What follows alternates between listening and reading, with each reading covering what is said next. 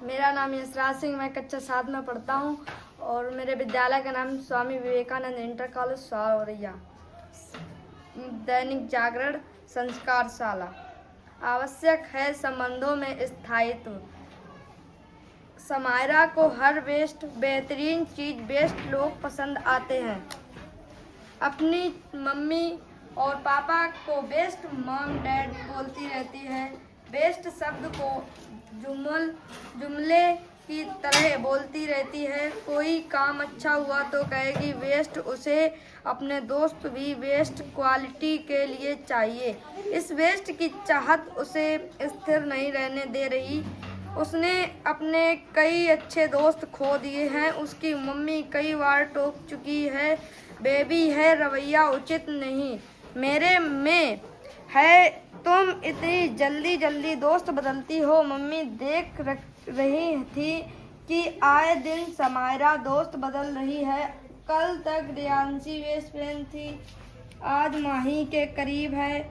कल स्कूल में football match देखते हुए अपने बेस्ट फ्रेंड सत्यम चंद्रा को डंप कर दिया और मैच में अधिक गोल करने वाले 1 साल जूनियर यानी 10वीं के छात्र सूजन से दोस्ती कर ली। 2-4 दिनों में ही दोस्ती इतनी गहरी हो जाती है और इतनी दूरी बन जाती है कि मम्मी हैरान। अगर यही रवैया रहा तो यह कैसे समझेगी कि रिश्ते में स्थायित्व बड़ी चीज होती है। दोस्ती के कुछ ज़रूरतें होती हैं, वह है स्थायित्व और विश्वास। वह समझाना चाहती थी कि शॉर्ट टर्म नहीं लॉन्ग टर्म के रिश्ते ही भावनात्मक स्थिरता देते हैं।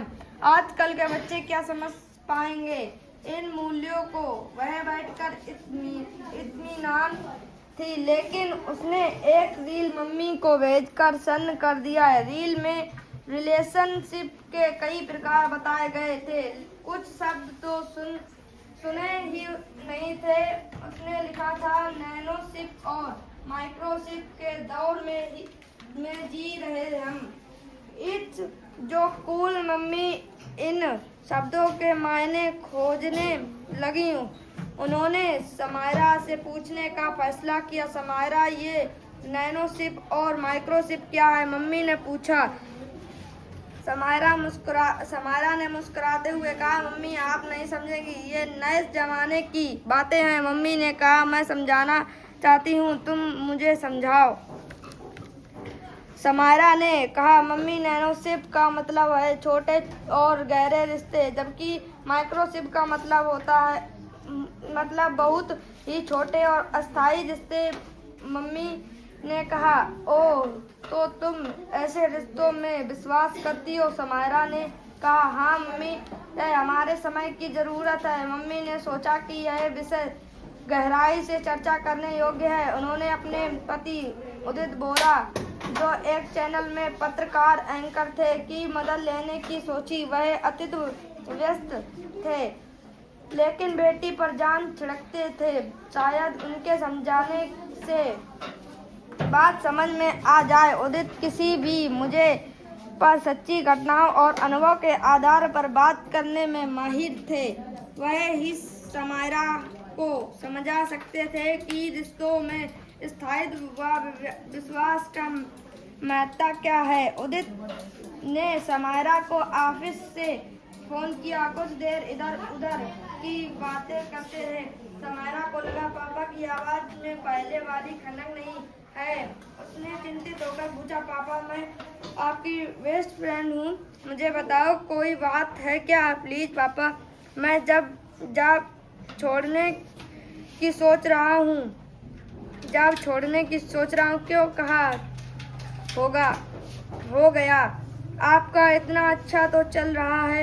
ये भी मुझे बेहतरीन ऑफर मिल रहा है दूसरे चैनल से, लेकिन वहाँ शर्त है कि मैं एक रिंग नहीं कर पाऊंगा, इसलिए उदास हूँ। मेरी पहचान मिट जाएगी। पापा, आपके सीनियर तो आपके बेस्ट फ्रेंड हैं, सुनील अंकल आपको जाने देंगे।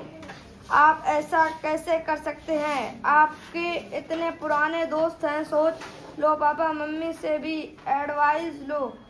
बेस्ट ऑप्शन मिले तो बाकी चीजें गौड़ हो जाती हैं। Baby it's so cool.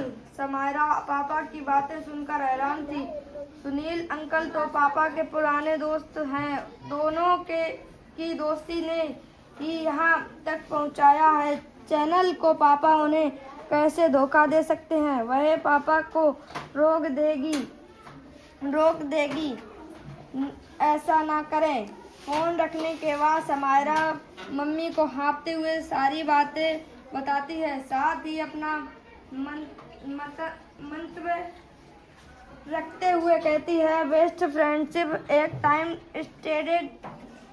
Tested relationship होता है। इसे छोटे छोटे स्वार्थ और तात्कालिक लाभ के लिए तोड़ा नहीं जा सकता है। समायरा की मम्मी उसे सुनकर मुस्कुरा रही थी। धन्यवाद।